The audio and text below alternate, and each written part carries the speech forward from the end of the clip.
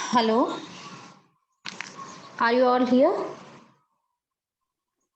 Yes, ma'am. Yes, ma'am. Yes, ma'am.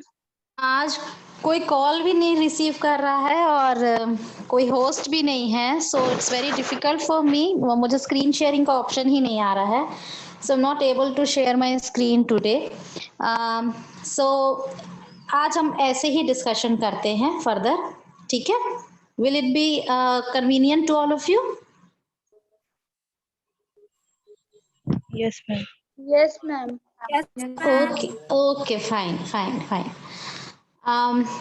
आज हम अपना जो डिस्कशन करेंगे it will be related to financial management. Financial management जो हम अभी डिस्कशन कर रहे हैं, हमारा जो 7th मॉड्यूल है, हम उसी से रिलेटेड ही अपना डिस्कशन करेंगे।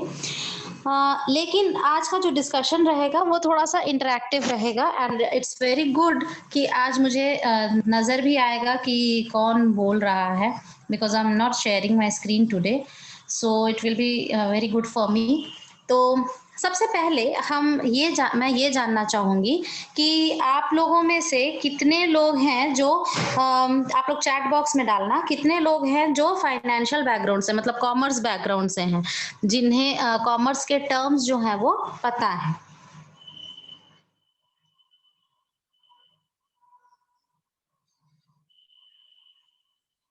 कितने लोग हैं? Raise your hands, yes, ma'am. Let me see कितने लोग हैं जो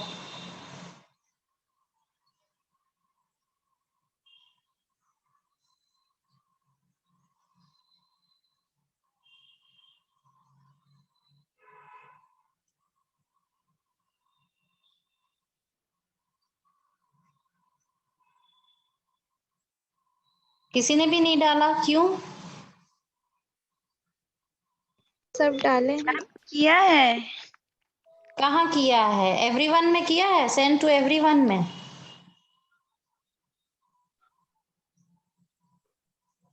okay, now I can see. हाँ,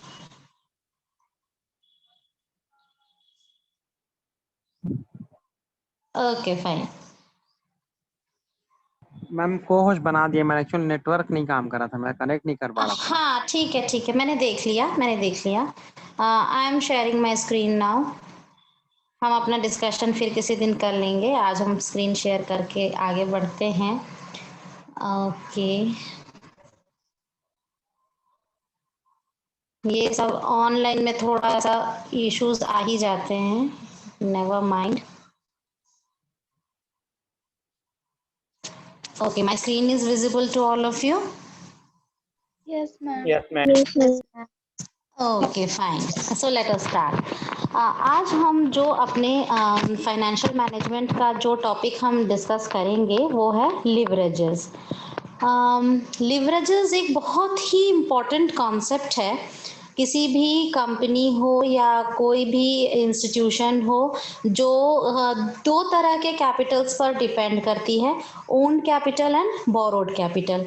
जब ओन्ड कैपिटल और बोरोड कैपिटल इस तरह से दो कॉम्बिनेशन में हमें अपना कैपिटल रेज करना होता है, तो वहाँ पर लिवरेजेस का जो कॉन्सेप्ट है वो बहुत इम्पॉर्टेंट हो जाता है। नाउ आप लोगों को ओन्ड कैपिटल और बोरोड कैपिटल तो क्लियर है। ओन्ड कैपिटल में हमारे इक्विटी शेयर्स आते हैं, प्रेफरेंस शेयर्स भी आते हैं, एंड बोरोड कैपिटल में आपका डिबेंचर्स आता है, आपका जो भी सारे लोन है वो आते हैं, है ना। रिटेन्ड अर्निंग्स को भी हम ओन कैपिटल कह सकते हैं क्योंकि वो भी from with in the company आता है। तो इस तरह से आपका दो सोर्सेज, ब्रॉड हेडिंग में अगर देखा जाए तो दो ब्रॉड हेडिंग है आपके सोर्सेज के। एक है आपका owned capital and one is borrowed capital. दोनों के प्लस और माइनस के बारे में हम लोगों ने डिस्कशन किया है। एक बार शॉर्ट में कोई बताएगा मुझे what is the merits and demerits of having own capital and loan capital? मतलब अगर हम अपने ही सोर्सेज से कैपिटल लगाते हैं, इक्विटी शेयर से अगर हम लगाते हैं या हम रिटेन्ड अर्निंग से लगाते हैं, तो हमें क्या फ़ायदा होता है या हमें क्या नुकसान होता है।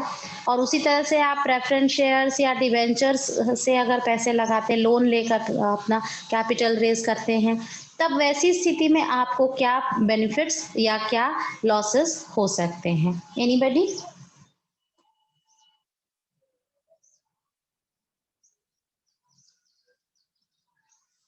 सबसे पहले हम इक्विटी शेयर्स को ले लेते हैं। अगर हम इक्विटी शेयर्स से अपना कैपिटल रेज करते हैं तो उसके क्या फायदे हैं और क्या नुकसान है।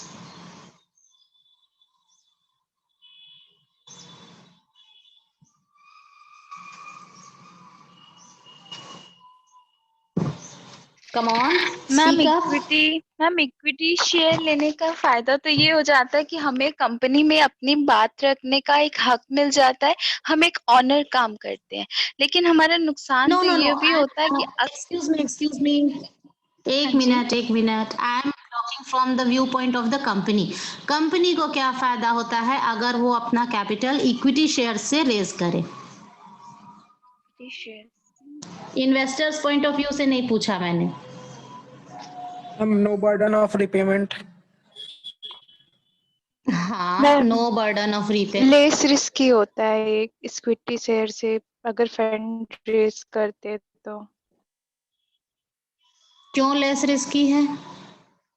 मैम अगर बॉन्ड से अगर हम लोग क्या बोलते हैं फंड रेज करेंगे तो हमको क्या पता कंपनी ग्रो करे या ना करे, उनको रीपेमेंट करना ही पड़ेगा, कंपनी लॉस में भी जा सकती है। लेकिन अगर हम लोग इक्विटी में अगर करें तो क्या बोलते हैं धीरे धीरे ही हम लोग को आएगा, लेकिन कम रिस्की रहेगा वो। आप फिर इन्वेस्टर्स व्यू पॉइंट से बता रहे हो, मैंने आपसे पूछा है। अभी हम किसकी बात कर रहे हैं? अभी तो हम फाइनेंशियल मैनेजमेंट की बात कर रहे हैं ना। तो फाइनेंशियल मैनेजमेंट में हम किसकी तरफ से होके सोच रहे हैं? अभी यू आर अ कंपनी। तो जब आप कंपनी हो और आपके पास आपने सोचा है कि मैं अपना कैपिटल रेज करना चाहती हूँ इक्विटी शेयर्स इशू करके, तो क्या क्या उसके मेरिट्स होंगे और क्या क्या डीमेरिट्स होंगे। अगर आप शेयर इशू करके कैपिटल रेज करते हो तो आपको क्या फायदे हैं और क्या नुकसान है। तो एक तो आपने बताया बहुत सही आप लोगों में से कि हमें रीपेमेंट का कोई झंझट नहीं होता है, क्योंकि यहाँ पर अगर प्रॉफिट हुआ तो डिविडेंड देंगे, प्रॉफिट नहीं हुआ तो डिविडेंड नहीं देंगे। और जो कैपिटल अमाउंट है आपका, जो प्रिंसिपल अमाउंट है, उसके भी रीपेमेंट का कोई यहाँ पर झंझट नहीं होता है। तो ये एक बहुत अच्छी चीज है कि यहाँ पर हमको रीपेमेंट का कोई बर्डन नहीं रहता है। और तो ये तो मेरिट हो गया है ना। मैम डीमेरिट में डीमेरिट क्या है? एक ये भी है कि जैसे जितने ज्यादा शेयर होल्डर्स होंगे उतने ज्यादा ऑनर बढ़ेंगे, मतलब सबकी दखल अंदाजी बहुत ही ज्यादा हो जाएगी। हाँ, एक्सीलेंट। इंटरफियरेंस बहुत होगा बिकॉज मेनी ओनर्स हो जाएंगे, तो you will be accountable to more people. बहुत ज़्यादा लोगों को आपकी जिम्मेदारी हो जाएगी उन्हें सब चीज़ें बताना, समझाना, उनकी परमिशन लेना। तो अकाउंटेबिलिटी बढ़ जाती है हमारी। Very good. और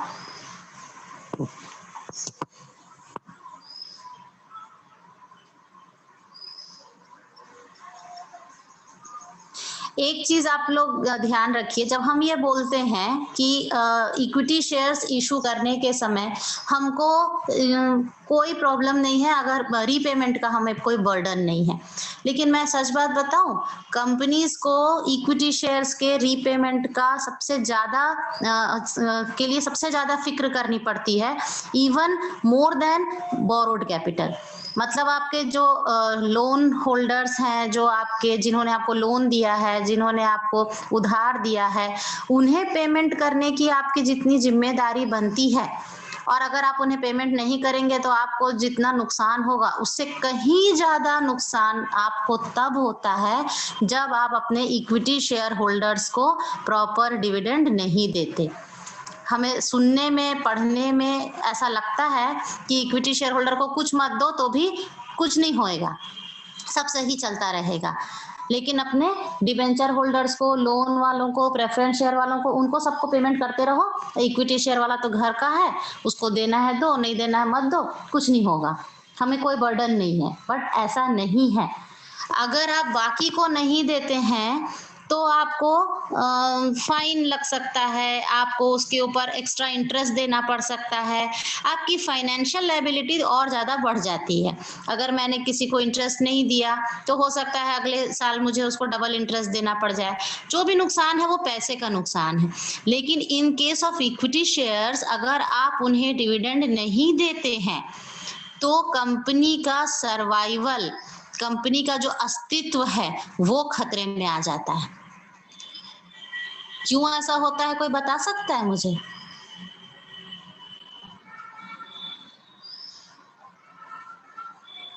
मैम अगर उनको पेमेंट कर ही नहीं रहे हैं इक्विटी शेयर वाले को, और हर साल ऐसे हो रहा है कि उनको हमने उनका पैसा वापस दिया ही नहीं, प्रिंसिपल अमाउंट, तो अगले कुछ सालों बाद कौन वहां पर इन्वेस्ट करेगा? कोई इक्विटी शेयर वाला और आना ही बंद कर देंगे ना।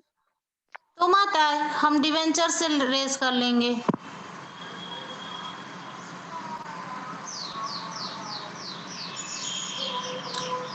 हम प्रेफरेंस शेयर से रेस कर लेंगे, हम डिबेंचर से रेस कर लेंगे, हम लोन ले लेंगे ना। इक्विटी शेयर वाला क्या करना है? मैम गुडविल खराब हो जाएगा कंपनी का। एक्सीलेंट, रेपुटेशन खराब हो जाएगा।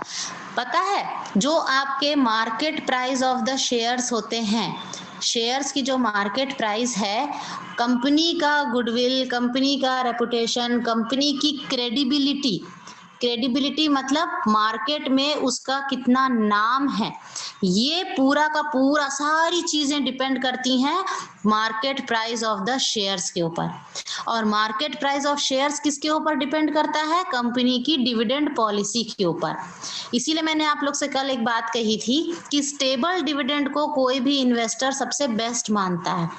स्टेबल डिविडेंड, बहुत ज्यादा फ्लक्चुएटिंग नहीं होना चाहिए। अब देखो थोड़ा बहुत तो फ्लक्चुएट करेगा, किसी बार 5% है, किसी बार 6 हुआ, कभी 7, वो चलता है। लेकिन एक बार 2% है, एक बार 15 हुआ, एक बार 3 हो गया, एकदम इतना ज्यादा फ्लक्चुएट नहीं होना चाहिए। तो स्टेबल डिविडेंड को मार्केट में बहुत अच्छा माना जाता है, क्योंकि अगर कोई कंपनी स्टेबल डिविडेंड दे रही है, इसका मतलब क्या है कि वो कंपनी अपने शेयर होल्डर्स को, हम कब रिपे करते हैं? शेयर होल्डर्स को हम तभी पे करते हैं जब हमने अपनी सारी लायबिलिटीज मीट कर ली है। तो जब आप सारी लायबिलिटीज मीट करने के बाद भी अपने शेयर होल्डर्स को स्टेबल डिविडेंड दे रहे हैं या हर साल प्रॉपर डिविडेंड प्रोवाइड कर रहे हैं, इसका मतलब क्या है कि आपका शेयर होल्डर खुश है। और इन ऐसी हालत में आपके कंपनी का मार्केट में बहुत अच्छा नाम रहता है, क्योंकि सभी लोग ये समझ रहे हैं कि आप अपनी सारी लायबिलिटीज मीट करने की स्थिति में हैं। आप अपनी लायबिलिटीज मीट करने के बाद भी शेयर होल्डर्स को अगर पे कर रहे हैं, मतलब आपकी फाइनेंशियल कंडीशन बहुत अच्छी है। और ऐसी हालत में लोग आपकी कंपनी में शेयर्स खरीदना चाहते हैं। जब लोग आपकी कंपनी का शेयर्स खरीदना चाहेंगे तो बट नेचुरल आपके शेयर्स की कीमतें बढ़ती चली जाएंगी, डिमांड बढ़ेगा तो रेट भी बढ़ता जाएगा। और ये जो रेट बढ़ रहा है ये एक इंडिकेशन है, ये इस चीज को दिखा रहा है कि आपका कंपनी जो है उसका परफॉर्मेंस बहुत बेहतर है। ये जो बेहतर परफॉर्मेंस आपके कंपनी का मार्केट में दिख रहा है, उसी वजह से आपको लोन मिलेंगे, उसी वजह से लोग आपके में आपको डिबेंचर्स या प्रेफरेंस शेयर्स या लोन जो भी है वो तभी लोग आपको प्रोवाइड करेंगे जब मार्केट प्राइस ऑफ शेयर्स अच्छे आते हैं। अभी मैंने कहा ना कि अगर शेयर नहीं खरीदता तो ना खरीदे, हम डिबेंचर से रेस कर लेंगे। तो डिबेंचर कोई खरीदने ही नहीं आएगा, कोई आपको लोन नहीं देगा। अगर आपकी कंपनी का मार्केट प्राइस ऑफ शेयर गिरा हुआ है तो कोई आपको लोन भी नहीं देगा, क्योंकि आपकी क्रेडिबिलिटी खत्म है। आपके लोगों को पता है कि ये कभी भी बैंकरप्ट हो सकता है, इसके पास तो पैसा ही नहीं बचता है, तो ये किसी भी समय डूब सकती है कंपनी। और इसलिए आपको कहीं से भी कोई कैपिटल नहीं आएगा और तब आपकी कंपनी का अस्तित्व ही खतरे में आ जाएगा। तो इसीलिए देखो आप, हर कंपनी ये कोशिश करती, मार्केट प्राइस शेयर्स का मार्केट प्राइस गिरता है तो कंपनियां क्यों हड़बड़ाने लगती हैं, क्यों परेशान होने लगती हैं? वो इसलिए होती हैं क्योंकि उन्हें पता है कि अगर हमारे कंपनी के शेयर्स की कीमतें घटेंगी तो हमारे को कहीं से कैपिटल नहीं मिलने लगेगा, उल्टा लोग कैपिटल वापस मांगने लगेंगे। मतलब जो आपके शेयर होल्डर्स हैं वो शेयर्स को बेचना शुरू कर देंगे मार्केट में। है ना, और जो आपके लोन जिन्होंने प्रोवाइड किया है वो आपके पास आ जाएंगे, भाई हमारा लोन वापस कर दो, है ना, जल्दी कर दो, चाहे थोड़ा सा काट लो पैसा लेकिन हमको पैसे दो, पैसे दो, सब खड़े हो जाएंगे आपके पास, क्योंकि सबको डर लगने लग गया है, आपकी कंपनी का अस्तित्व खतरे में है, ऐसा सबको महसूस होने लगा है। सो दैट इज वाई हमको इक्विटी शेयर्स के प्लस पॉइंट भी है, माइनस पॉइंट भी है। फिर हम बात करते हैं आगे हमारे रिटेन्ड अर्निंग्स की। रिटेन्ड अर्निंग्स की क्या बेनिफिट्स हैं और क्या उसके डीमेरिट्स हैं?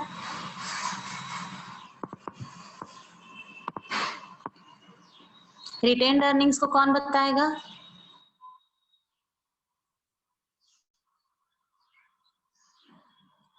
जल्दी जल्दी बोलो।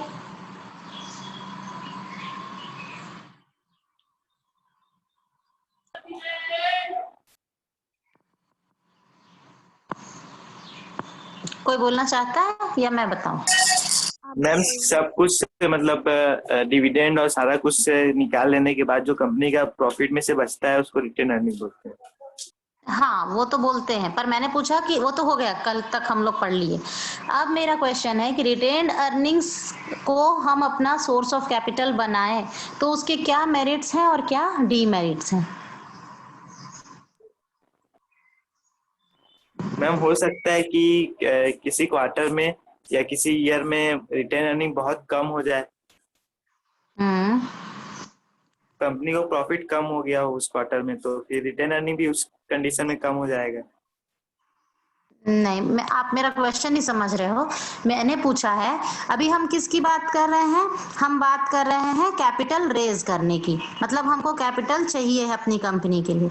तो पहला मेरा क्वेश्चन था कि इक्विटी शेयर से अगर मैं अपना कैपिटल रेज करती हूँ तो उसके क्या फायदे हैं और क्या नुकसान है, वो हम डिस्कस कर लिए।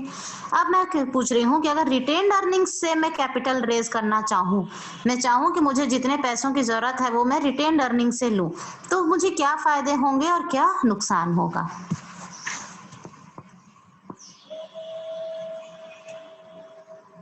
मैम वो हमारी अर्निंग है तो हम लोग को चिंता नहीं रहेगी कि हम लोग को उसको किसी को वापस करना है या रिपे करना है। वेरी गुड, एक्सीलेंट, बहुत सुंदर। इंटरेस्ट भी नहीं देना पड़ेगा हमको किसी को। यहाँ हमें कोई बर्डन नहीं है, है ना, ये हमारा अपना पैसा है, तो हम इसको आराम से लगा सकते हैं और हमको इसको ना किसी को रीपे करने की जरूरत है, ना इस पे इंटरेस्ट देने की जरूरत है, ना यहाँ पर हमारा किसी तरह का कोई भी मतलब कोई हेडेक नहीं यहाँ पर क्रिएट होगा। वेरी गुड, तो ये इसका मेरिट हो गया। और डीमेरिट क्या हुआ? मैम इन्वेस्टर का डिविडेंड कट जाता है मैम, कम हो जाता है। हाँ एक्सीलेंट, वेरी गुड, अब आप लोग आ रहे हैं सही लाइन में। तो हमने ये रिटेन्ड अर्निंग्स से ही, अगर हम सोच रहे हैं कि हम अपना कैपिटल रिटेन्ड अर्निंग से ही रखेंगे, तो उसके लिए हमको क्या करना पड़ेगा? हमको रिटेन्ड अर्निंग ज्यादा से ज्यादा बचाना पड़ेगा, और ज्यादा से ज्यादा बचाने के लिए हम क्या करेंगे? वो डिविडेंड ना दे के ही तो हम बचाते हैं ना, तो हम मतलब समझ में आ रहा है कि अब हम ज्यादा से ज्यादा डिविडेंड रोकने लगेंगे। डिविडेंड का रेट या तो कम कर देंगे या जीरो कर देंगे, देंगे ही नहीं डिविडेंड, सब पैसा बचा लिए, या थोड़ा दिए ज्यादा बचा लिए। तो बचाने के कारण हम क्या कर रहे हैं? हम डिविडेंड को इफेक्ट कर रहे हैं, और इसकी वजह से जैसा भी हम लोग पहले भी डिस्कस किया कि अगर डिविडेंड आपका इफेक्ट होता है तो मार्केट प्राइस इफेक्ट होता है, market price of shares effect होता है तो कंपनी की ओवरऑल एग्जिस्टेंस खतरे में आ जाती है। तो इस तरह से हमको रिटेन्ड अर्निंग्स के भी एक परफेक्ट बैलेंस चाहिए, ना तो हमें ज्यादा है और ना ही कम करना है। अब हम पूरे के पूरे डेप्ट को एक साथ ले लेते हैं, उसे हम प्रेफरेंस शेयर्स को भी ले लेते हैं और डेप्ट्स को भी, डिबेंचर्स, लोन सबको लेते हैं। अगर हम बोरोड कैपिटल पे जाएं तो बोरोड कैपिटल में आपको क्या फायदा है और क्या नुकसान है? मैम इसमें इंटरेस्ट देना पड़ेगा हमको। फिक्स लायबिलिटी है, यहाँ पर हमारी लायबिलिटी जो है वो फिक्स हो जाती है। आपको प्रॉफिट हो ना हो, आप लॉस में रहें तो भी आपको उतना अमाउंट हर साल देना ही है, और उतने मैच्योरिटी डेट पे आपको रीपेमेंट करना ही है। तो यहाँ पर आपको कोई लैक्सिटी नहीं है, आपको कोई रिलैक्सेशन नहीं है, there is a fix burden. ये एक सही बात हो गई, ये तो इसका लॉस हो गया। फायदा क्या हुआ?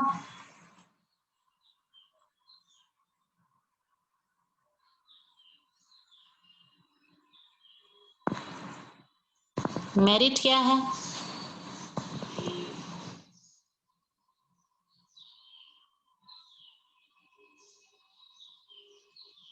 मैम थोड़ा जल्दी मिल जाता है बाकी की तुलना जल्दी में मिल से। जाता है। Ma'am cheapest source of finance चाहिए। हम्म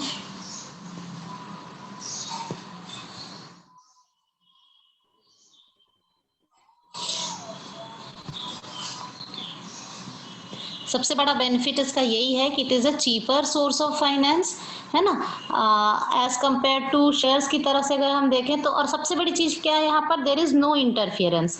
वो लोग चुपचाप अपना पैसा लेते हैं और चले जाते हैं, उनको आप क्या कर रहे हो कैसे कर रहे हो इससे कोई लेना देना नहीं होता है। तो अब हम आते हैं अपने मेन मुद्दे पे। हमने अभी डिस्कस किया ओन्ड कैपिटल। अब हम सिर्फ ओन और लोन की बात करेंगे ना, हम और किसी चीज की बात नहीं करेंगे। तो हम जब ओन्ड कैपिटल और लोन कैपिटल की बात करते हैं, अब आप इस कॉन्सेप्ट को अलग हटाइए। ये हुआ क्या, हमारा फाइनेंशियल कॉन्सेप्ट, है ना, फाइनेंस से रिलेटेड है, मतलब मनी से रिलेटेड है, कैपिटल से रिलेटेड है। तो जब हम ओन्ड कैपिटल लोन कैपिटल के बीच के बैलेंस की या कॉम्बिनेशन की बात करते हैं तो वो हमारा फाइनेंशियल एस्पेक्ट है। अब हम आते हैं अपने कॉस्ट एस्पेक्ट की तरफ। कॉस्ट एस्पेक्ट का मतलब होता है कि जब आप मैन्युफैक्चरिंग करने जाते हैं, जब आप प्रोडक्शन करने को जाते हैं, तो आपके पास दो तरह के कॉस्ट आते हैं।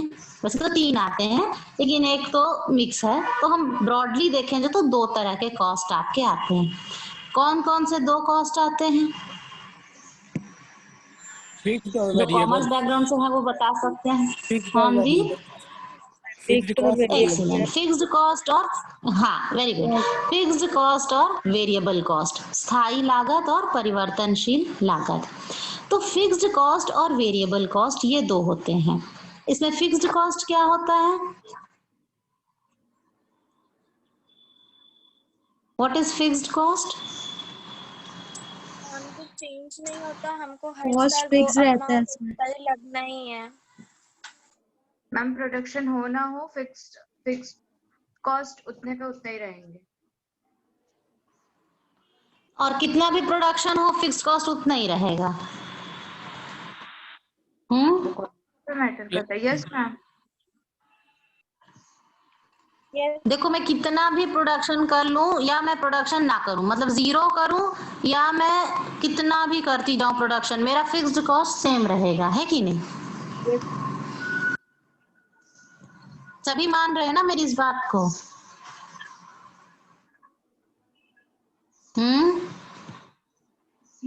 फिक्स्ड कॉस्ट एक ऐसा कॉस्ट है जो कभी चेंज नहीं होता, है ना।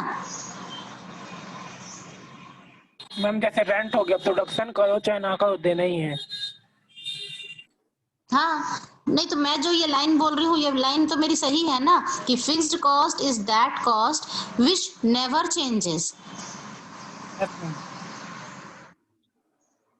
It always remains constant. ये हमेशा, हाँ जी मैम हमेशा आवाज नहीं आ रही, मतलब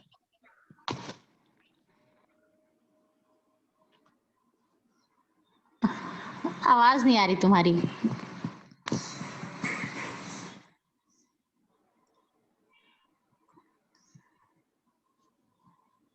आवाज नहीं आ रही है, लेकिन मुझे लग रहा है कि आप वही बोल रहे हो जो मैं सुनना चाह रही हूँ। वो हमेशा कांस्टेंट नहीं रहेगा। जब कुछ सालों बाद अपन चेंज करते हैं पॉलिसी तब फिक्स्ड कॉस्ट भी बिल्कुल चेंज हो सही, जाता है। सही है, बिल्कुल सही है, एक्सीलेंट। मैं यही सुनना चाहती थी, मैं समझ गई थी आप ऐसे ही कुछ बोल रहे हो करके। देखो fixed cost is that cost which remains constant. ये तो सब लोग मानते हैं कि वो एक ऐसी लागत है जो स्थायी रहती है, इसीलिए उसका नाम स्थायी लागत है। लेकिन वो स्थायी रहती है for a particular activity level, वो एक पर्टिकुलर एक्टिविटी लेवल तक ही कांस्टेंट रहती है। जैसे अभी आपने एग्जांपल दिया कि मैंने एक शॉप ली, है ना, उस शॉप में मैं अपना काम करती हूँ, तो मैं उस शॉप के लिए रेंट देती हूँ। अब देखो उस शॉप में बैठ के मैं एक कपड़ा बेचूं, मान लो मेरी कपड़े की दुकान है, अगर मैंने एक कपड़ा बेचा तो भी मुझे 10,000 रेंट देना है। 2 ड्रेस बेचूंगी तो भी मुझे 10,000 देना है। 100 ड्रेस बेचूंगी तो भी मुझे 10,000 रेंट देना है। तो इसलिए क्या हो रहा है, ये रेंट जो है वो फिक्स्ड कॉस्ट है, क्योंकि चाहे मैं कितना भी बेच रही हूँ, किसी महीने मैंने कुछ नहीं बेचा तो भी लेकिन मेरे को रेंट तो 10,000 देना ही है, तो ये फिक्स्ड कॉस्ट बन गया। लेकिन ये जो फिक्स्ड कॉस्ट है ये कब तक फिक्स रहेगा, up to a particular activity level.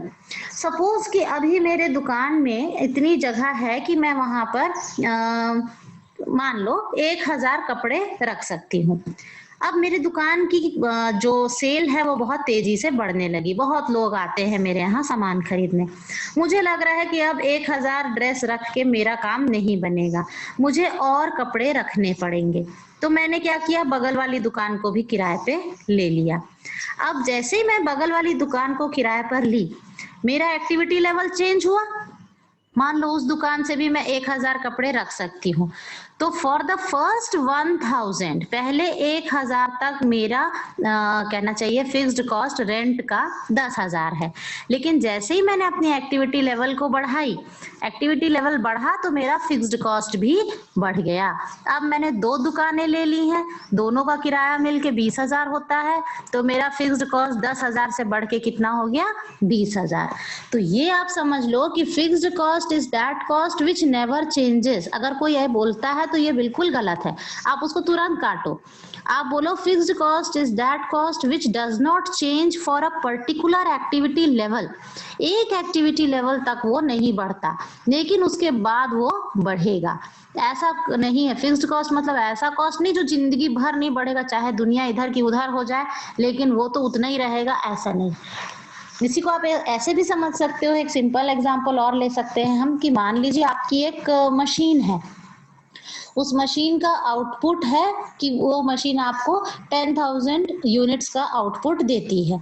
आप 10,000 इकाइयां उसमें बना सकते हो। तो उस मशीन पे आपका टोटल इन्वेस्टमेंट जो हुआ है, कॉस्ट जो आपका लगा है, आपने उसको 1,00,000 रुपए में उस मशीन को खरीदा। तो 1,00,000 रुपए का जो आपका एक्सपेंसेस जो सपोज आपका आता है पर ईयर का, तो वो आपका फिक्स्ड कॉस्ट हुआ, क्योंकि आपने 10,000 इकाइयों के लिए 1,00,000 रुपए खर्च किया। तो 10,000 इकाई तक तो आपका फिक्स्ड कॉस्ट 1,00,000 से रिलेटेड रहेगा।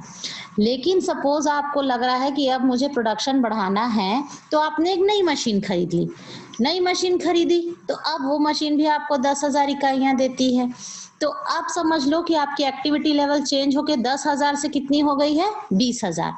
10,000 थी आपकी एक्टिविटी लेवल पहले, अब नई मशीन और आ गई, तो अब आपकी एक्टिविटी लेवल कहाँ तक चला गया है, 20,000 तक। तो अब आपका देखो, पहले 1,00,000 की मशीन थी, अब आप 2,00,000 की मशीन, मतलब 1,00,000 की और खरीद लिए, तो अब आपकी मशीन की कीमत हो गई 2,00,000 रुपए। तो इस तरह से आपका फिक्स्ड कॉस्ट जो है वो चेंज होता है। तो ये हो गई बात फिक्स्ड कॉस्ट की। अब बात होती है वेरिएबल कॉस्ट की। तो वेरिएबल कॉस्ट क्या है, जो प्रोडक्शन लेवल के साथ चेंज हो वही। वेरी गुड, जो हमारे प्रोडक्शन से रिलेटेड है। एग्जाम्पल, मैम अगर हम लोग 5,000 प्रोड्यूस करेंगे तो उसी के हिसाब से हम लोगों का वेरिएबल कॉस्ट होगा, मतलब बढ़ जाएगा। और 10,000 करेंगे तो वेरिएबल कॉस्ट भी ज्यादा लगेगा, और अगर हम लोग प्रोडक्शन 0 रखेंगे तो वेरिएबल कॉस्ट भी 0 रहेगा। बिल्कुल सही। जिसका एग्जाम्पल है, सिंपल एग्जाम्पल है रॉ मटेरियल। अगर आप अपने यहाँ सपोज कपड़े सिलते हैं, अगर हम एक शर्ट मैन्युफैक्चर करते हैं तो हमको कपड़ा लगेगा। 2 शर्ट करेंगे, सिलेंगे तो ज्यादा कपड़ा लगेगा।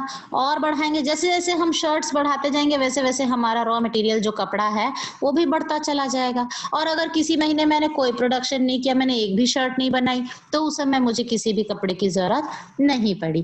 तो इस तरह से रॉ मटेरियल हुआ, लेबर हुआ, ये सारी चीजें जो हैं ये आपकी वेरिएबल कॉस्ट है। अब आप बताओ कि फिक्स्ड कॉस्ट और variable cost, variable cost is that cost which is related to production, and fixed cost जो है वो तो प्रोडक्शन से रिलेटेड नहीं है। आप प्रोडक्शन करें या ना करें, आपको फिक्स्ड कॉस्ट इनकर करना ही पड़ता है। तो फिक्स्ड कॉस्ट का क्या इंपॉर्टेंस है, कोई बता सकता है मुझे? प्रोडक्शन में फिक्स्ड कॉस्ट का क्या इंपॉर्टेंस है?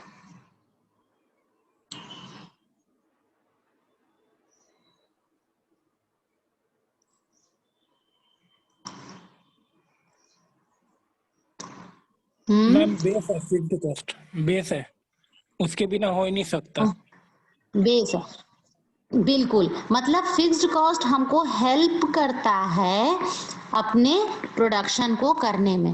अगर हम फिक्स्ड कॉस्ट इनकर ना करें, मान लो हम बोलें कि हम कोई ऐसा काम नहीं करेंगे जिससे हमको फिक्स्ड कॉस्ट बेयर करना पड़े, हम सिर्फ वेरिएबल कॉस्ट इनकर करेंगे, तो ऐसा हो ही नहीं सकता। अब आप प्रोडक्शन करना चाहते हो, मान लो मैं कपड़े लाई और मुझे शर्ट बनानी है, तो मैं कैसे बनाऊं? मुझे मशीन तो लगेगी ना, तो मशीन क्या हो गई? मशीन फिक्स्ड कॉस्ट हो गई। मुझे एक जगह चाहिए बैठने के लिए, वो जगह क्या हो गई? फिक्स्ड कॉस्ट हो गई। तो फिक्स्ड कॉस्ट जो है वो आपको हेल्प करता है अपनी रेवेन्यू बढ़ाने में। आपने जो काम करना है उस काम को करने में आपको फिक्स्ड कॉस्ट हेल्प करता है। अगर फिक्स्ड कॉस्ट नहीं होगा तो आप अपना प्रोडक्शन नहीं कर सकेंगे। तो ये इंपॉर्टेंस है फिक्स्ड कॉस्ट की कॉस्ट में। अब जब हम आते हैं फाइनेंस में, तो वहां भी हमारे पास दो चीजें हैं, एक ओन कैपिटल, एक loan capital.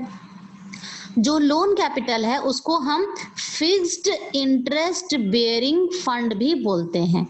Fixed interest bearing fund मतलब ऐसा फंड जिस पर आपको रिटर्न्स फिक्स हैं, मतलब आपको वो पैसे देने ही हैं, चाहे आपको लॉस हो आपको प्रॉफिट हो, आपको देना ही है। जैसे वहां आप प्रोडक्शन करें ना करें आपको फिक्स्ड कॉस्ट इनकर करना है, वैसे ही यहाँ पर आपकी फिक्स्ड इंटरेस्ट बियरिंग सिक्योरिटीज होती हैं जिन्हें आप यूज करें ना करें, आपको प्रॉफिट हो ना हो, आपको उसे, आप ये नहीं बोल सकते हो कि देखो मैंने तुमसे लोन लिया तो था लेकिन मैंने तो कुछ किया ही नहीं, वो तुम्हारा पैसा तो वैसे ही बैंक में पड़ा रह गया, तो मैं तुम्हें क्यों दूं रिटर्न, मैंने तुम्हारे पैसे से कुछ भी अर्न नहीं किया।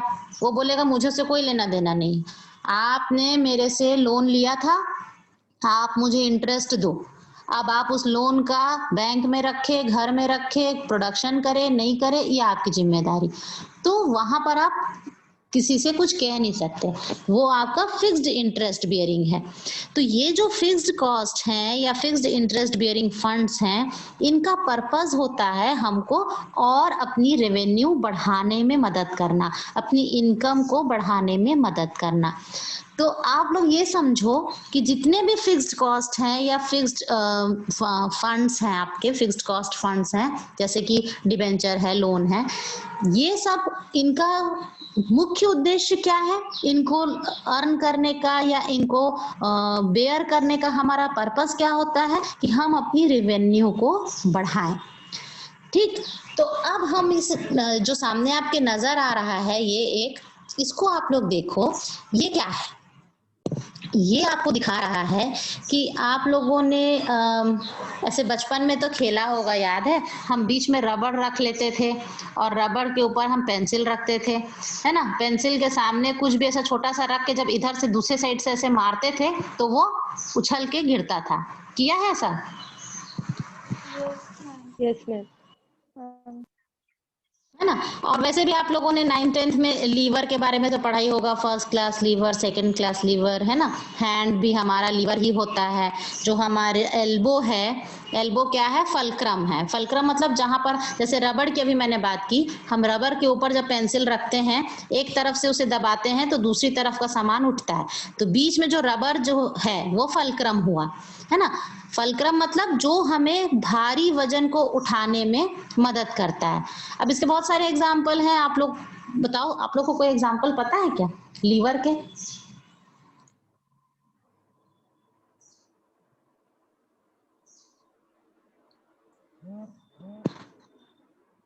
तराजू। हाँ तराजू में। हाँ, और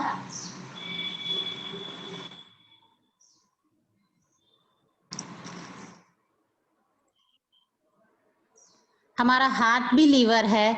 यहाँ तक कि पहले जो कुएं से पानी निकालते थे, है ना, कुएं से पानी अगर आप रस्सी में आप बांधो बाल्टी और डाल दो सीधे पानी में नीचे अंदर कुएं में, और उसके बाद उसको खींचो, आपको बहुत मेहनत लगेगी, है ना, बहुत ताकत लगेगी आपको। आप जो खींच रहे हैं वो आप क्या कर रहे हैं, एफर्ट लगा रहे हैं, है ना, वो आपका एफर्ट है। और बाल्टी क्या है, बाल्टी जिसमें पानी भर गया है, वो बाल्टी क्या हो गई आपकी, लोड हो गई, है ना, वो वजन है, वो लोड है। तो वो लोड को जब आप खींच रहे हो तो आपको बहुत ज्यादा मेहनत लग रही है। लेकिन वहीं पर आपने देखा होगा कि ऊपर में ऐसे पुली बना दी जाती है। पुली मतलब एक गोल चरखी जैसी रहती है, और उस चक्री में आपकी जो रस्सी है वो फंसी रहती है। तो उस रस्सी, वो जो चक्री है उसके थ्रू ही रस्सी होके नीचे पानी में जाती है। अब आप अगर खींचेंगे तो वो चक्री गोल गोल घूमती है और आप पानी को ऊपर खींचते हैं। तो वैसी स्थिति में आपको कम मेहनत लगती है। तो वो जो पुली है वो आपका क्या बन गई, लीवर बन गई।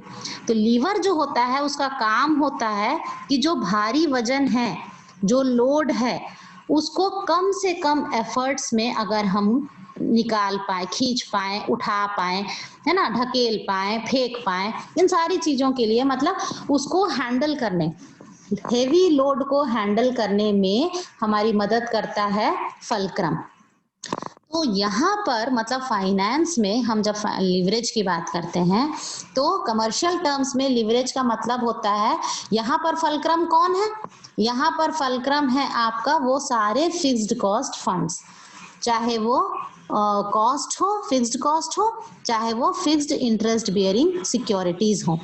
इनका काम है कि ये हमें क्या अचीव करना चाहती है, हमारे लिए बोझ क्या है, हमारे लिए सबसे बड़ा हेडेक है, सबसे बड़ा काम है अपनी अर्निंग्स को बढ़ाना। तो हमारी अर्निंग्स को बढ़ाने में हमारी मदद करते हैं ये फिक्स्ड कॉस्ट फंड्स, जिनको हम फलक्रम की तरह ट्रीट करते हैं। तो ये पूरा सिस्टम जो है ये लिवरेज का सिस्टम कहलाता है। ये वाला क्लियर हो गया सबको? Yes ma'am. ठीक, अब हम आगे बढ़ते हैं। अब यहाँ पर हम कैपिटल स्ट्रक्चर की बात करते हैं। जब कैपिटल स्ट्रक्चर का मतलब क्या होता है, देखो स्ट्रक्चर का मतलब क्या होता है, स्ट्रक्चर का मतलब होता है एक फ्रेमवर्क, है ना। जैसे ह्यूमन बॉडी का भी एक स्ट्रक्चर होता है, हड्डियों से पूरा फ्रेमवर्क बनता है, उसके ऊपर ही तो फिर मसल्स आती है ना। तो स्ट्रक्चर का मतलब होता है एक फ्रेमवर्क। तो हमारा भी एक कैपिटल का स्ट्रक्चर होता है, और वो कैपिटल स्ट्रक्चर किसके कॉम्बिनेशन से बनता है, वही जो मैंने बताया आपको, डेब्ट और equity, own capital, loan capital. तो डेब्ट और इक्विटी के कॉम्बिनेशन से हमें मिलता है हमारा कंपनी का एक कैपिटल स्ट्रक्चर। और ये हम बनाते हैं किस आधार पे, अपने कॉस्ट ऑफ कैपिटल के आधार से। पहले हमने पढ़ा है cost of capital. Cost of capital क्या है, वो अमाउंट है जो हमारे इन्वेस्टर्स हमसे एक्सपेक्ट करते हैं। तो इन्वेस्टर्स ने जो अमाउंट एक्सपेक्ट किया वो हमारा कॉस्ट ऑफ कैपिटल बन गया, और हमको भी कुछ रिटर्न एक्सपेक्ट कर रहे हैं, मतलब उन पैसों को हमने जब लिया और कहीं पर डाला तो हम वहां से भी कुछ रिटर्न एक्सपेक्ट करते हैं। तो हमको क्या, हमारा एम क्या है एज अ कंपनी, हम क्या चाहेंगे कि हमको कॉस्ट तो मिनिमम आए, मतलब हमको कम देना पड़े, लेकिन रिटर्न हमको मैक्सिमम आए, हमको अर्निंग्स ज्यादा हो और पेमेंट कम करना पड़े, है ना। इसको आप लोग एक्सेप्ट कर रहे हैं कि हर कंपनी यही चाहेगी कि जो भी मैंने लोन या जो भी मैंने कैपिटल रेज किया है, वो जितने भी कॉस्ट में रेज किया है, उस कैपिटल को यूज करके मैं उससे ज्यादा रिटर्न हासिल करूं। ठीक है ना, ये बात सही है? Yes ma'am. Yes ma'am. तो इसलिए वो क्या चाहता है कि अपना एक कैपिटल स्ट्रक्चर, अपने पूरे जो कैपिटल रेज करना है उसका एक ऐसा फ्रेमवर्क बनाए कि कैपिटल का कॉस्ट मिनिमम आए और रिटर्न मैक्सिमम आए। तो इसीलिए वो कॉस्ट कैपिटल का स्ट्रक्चर डिटरमाइन करता है। इसको हम एक सिंपल छोटे से एग्जांपल के साथ समझ लेते हैं। यहाँ पर ये देखो आप लोग, यहाँ पर लायबिलिटी साइड में बैलेंस शीट की लायबिलिटी साइड में आप लोग जो देखते हैं वही यहाँ पर शो किया है। यहाँ पर आपके पास है इक्विटी कैपिटल है 10 लाख का, फिर आपके पास प्रेफरेंस शेयर कैपिटल है 5 लाख का, लॉन्ग टर्म लोन्स हैं, रिटेन्ड अर्निंग्स भी हैं और करंट लायबिलिटीज भी हैं। अब देखिए ये करंट लायबिलिटीज जो हैं ये क्या होती हैं, किसी को पता है?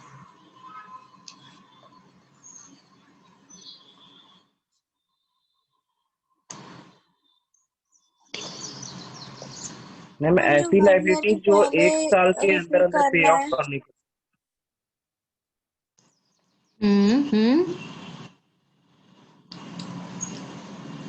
Very good. हाँ, और भी कोई कुछ कह रहा था? हम जो 1 ईयर के पहले रिपे करना रहता है उन लोन्स या उन चीजों को हम लोग करंट लायबिलिटी में काउंट करते हैं। हाँ, current liabilities are short term liabilities and commercial terms में हम शॉर्ट टर्म का मतलब होता है within a year, less than 1 year, and long term is more than 1 year. तो those liabilities which we have to pay off very readily, 1 साल के अंदर जिन लायबिलिटीज को हमें पे ऑफ कर देना होता है वो करंट लायबिलिटीज होती हैं, लेकिन they are not part of our capital. हम जब कैपिटल की बात करते हैं तब हम उन्हें नहीं लेते हैं, लेकिन हाँ जब हम फाइनेंस की बात करते हैं, फाइनेंस मतलब सोर्सेज ऑफ फंड, जहां से भी पैसे आ रहे हैं वो सब हमारा फाइनेंस में आता है। तो देखो कैपिटल स्ट्रक्चर की जब आप बात करोगे तब आपको करंट लायबिलिटीज को वहां पर नहीं लेना है। शुरू से अभी तक आप लोग देखो हमने जितना भी डिस्कशन किया हर वक्त मैंने आपसे यही कहा कि कैपिटल के सोर्सेस 4 हैं, आपके इक्विटी कैपिटल, प्रेफरेंस कैपिटल, आपके जितने भी लोन्स वगैरह हैं और आपकी रिटेन्ड अर्निंग। हमने बार बार यही बात की, हमने एक भी बार करंट लायबिलिटीज में से किसी भी आइटम का कोई नाम नहीं लिया, क्योंकि they are not part of their capital, है ना, कैपिटल का हिस्सा वो नहीं होते हैं। हाँ, वो फाइनेंस का हिस्सा जरूर होते हैं क्योंकि वो भी हमें फंड्स प्रोवाइड करते हैं, लेकिन वो जो हमें फंड प्रोवाइड करते हैं वो विद इन अ ईयर होता है, शॉर्ट टर्म होता है, और शॉर्ट टर्म है अगर तो हम उसको कैपिटल नहीं बोलते हैं। क्लियर है? इसीलिए देखो यहाँ पर आप जब कैपिटल स्ट्रक्चर की बात करोगे तो आपको सिर्फ फर्स्ट 4 को लेना है, that means you have to avoid your current liabilities. Current liabilities को हमको वहां पर नहीं लेना है।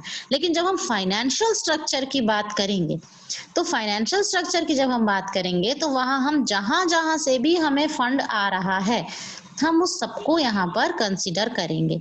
इसीलिए हमने यहाँ पर equity, preference, long term loans और रिटेन्ड अर्निंग्स के साथ करंट लायबिलिटीज को भी कंसीडर किया हुआ है।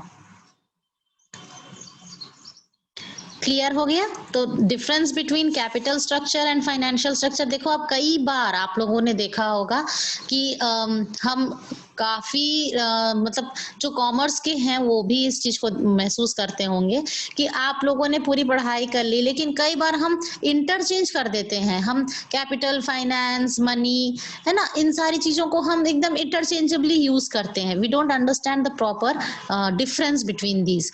तो what exactly is the difference between capital structure and financial structure? इसको देख के कोई समझा सकता है? जो दिख रहा है वो नहीं, जो समझ में आया है वो बताइए।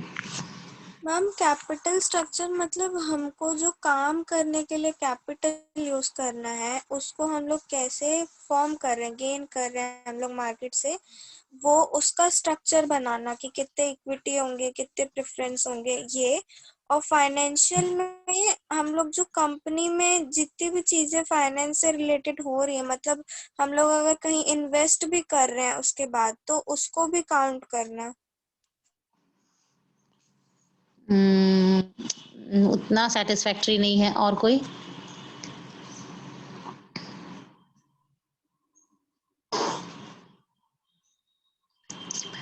मैम कैपिटल मीन्स तो जो कैपिटल लगा रहे हैं वो, और फाइनेंशियल स्ट्रक्चर मीन्स जो भी मॉनेटरी टर्म में हमारे बिजनेस में है उसे काउंट करेंगे। तो फिर हम तो यहाँ हमको एसेट्स भी ले लेना चाहिए था, और वो क्यों नहीं लिया हमने? वो भी तो हम मॉनेटरी टर्म्स में मेजर कर सकते हैं। एसेट्स को क्यों नहीं लिखा मैंने? मैम क्योंकि स्ट्रक्चर का पार्ट नहीं है वो। और आपने कहा कि जो भी मॉनेटरी टर्म्स में मेजर होता है उसको हम यहाँ लेते हैं फाइनेंशियल स्ट्रक्चर में।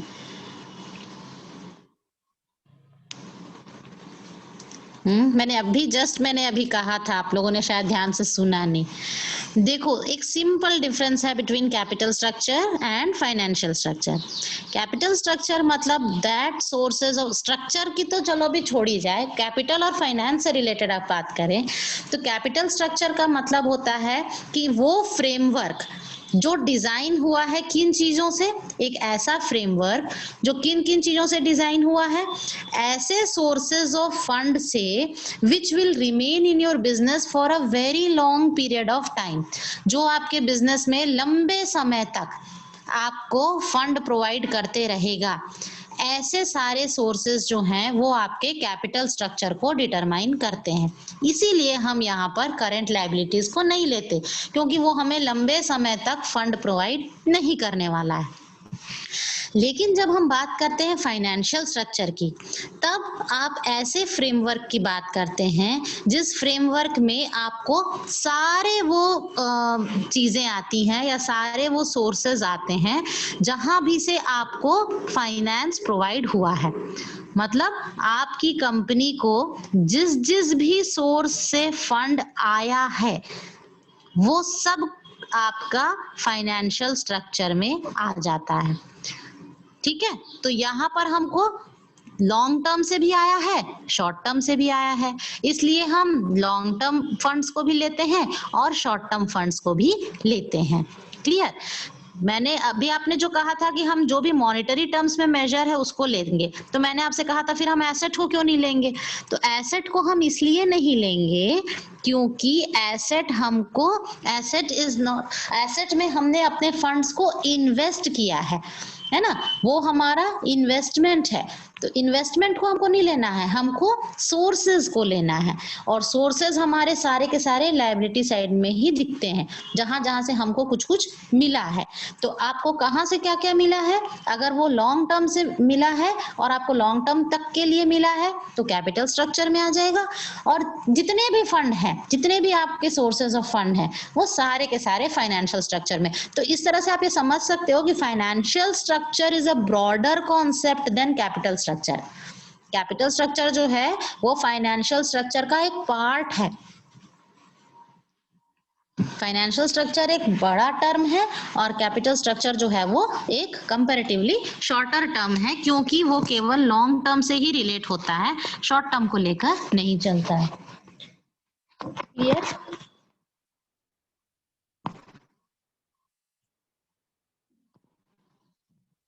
ठीक है, सभी को क्लियर हो गया? सॉरी, ओके, सो क्लियर है ना सभी को? आगे बढ़ सकते हैं? Yes ma'am. ओके, तो इस तरह से हमने अपना सारा जो भी डिस्कशन किया है उसको हम सम अप कर सकते हैं इन लाइनों के साथ कि सबसे पहले तो लीवरेज, ये जो वर्ड आया है एक्चुअली ये एक साइंटिफिक वर्ड है। आप साइंस में पढ़ते हैं about levers, first class lever, second and third class lever, वो सारी चीजें, तो वो ही टर्म हमने यहाँ पर लिया है, क्योंकि लीवर का मतलब होता है टू एनहांस। एनहांस मतलब बढ़ाना। तो क्या बढ़ा रहा है यहाँ हमारा लीवर, क्या बढ़ा रहा है?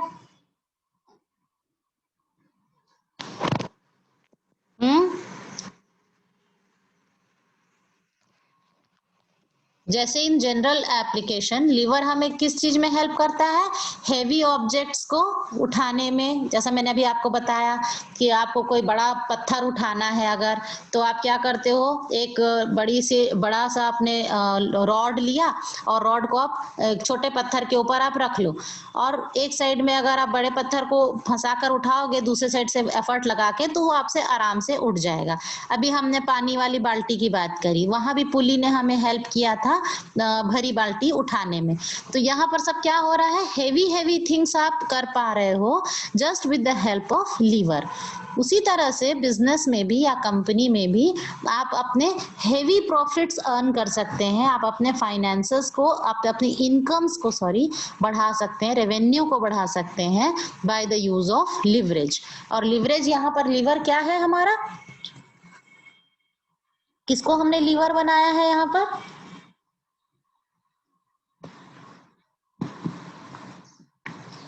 बोलो बोलो जल्दी, किसको हमने लीवर बनाया है?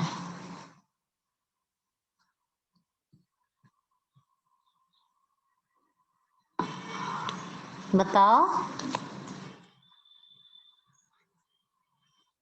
मेरी आवाज नहीं आ रही क्या? आ रही ma'am, I think fixed cost. हाँ, वेरी गुड, तुम बिल्कुल सही सोच रहे हो। फिक्स्ड कॉस्ट, जितने भी फिक्स्ड कॉस्ट हैं, चाहे वो फाइनेंशियल रूप में हो या वो कॉस्ट के रूप में हो, दोनों ही हालत में जो फिक्स्ड कॉस्ट है हमारे, उनको ही हम यूज कर रहे हैं एज लीवर। क्या करने के लिए? अपनी प्रॉफिटेबिलिटी को बढ़ाने के लिए। तो इसीलिए इन कॉस्ट को हमने लीवर के रूप में इस्तेमाल किया है, सो दैट आप अपनी प्रॉफिटेबिलिटी को बढ़ाएं। और प्रॉफिटेबिलिटी को किस रूप में बढ़ाएंगे? अर्निंग्स पर शेयर के रूप में। अगर हर एक इक्विटी शेयर होल्डर की अर्निंग्स पर शेयर बढ़ती जा रही है तो बट नेचुरल आपके मार्केट प्राइस ऑफ शेयर्स बढ़ेंगे। मार्केट प्राइस ऑफ शेयर्स बढ़ेगा तो लोग आपकी कंपनी में ज्यादा इन्वेस्ट करेंगे, आपकी कंपनी से ज्यादा एसोसिएट होना चाहेंगे और आपकी कंपनी में ज्यादा प्रोजेक्ट्स मिलेंगे तो आपका रेवेन्यू बढ़ेगा, है ना। आपको गवर्नमेंट से एड्स मिलेंगे, तो बहुत सारी चीजें आपको होंगी, बहुत सारे तरीके से आपको बेनिफिट्स आने लगेंगे अगर आपने अपनी अर्निंग्स पर शेयर या प्रॉफिटेबिलिटी को बढ़ाया। तो with this we will stop here today. अगर किसी को कोई डाउट है तो पूछ लीजिए, अदरवाइज विल वाइंड अप।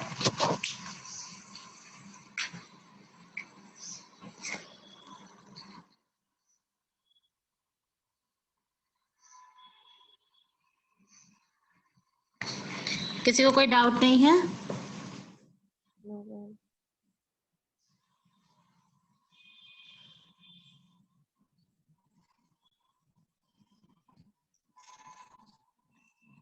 किसी को कोई डाउट है क्या? नहीं है? No ma'am. आई थिंक नहीं है मैम, देखो, ठीक है डाउट फिर। नहीं होना दो कारण से हो सकता है, या तो कुछ नहीं समझ में आया या तो सब कुछ समझ में आ गया। किस कैटेगरी में हो?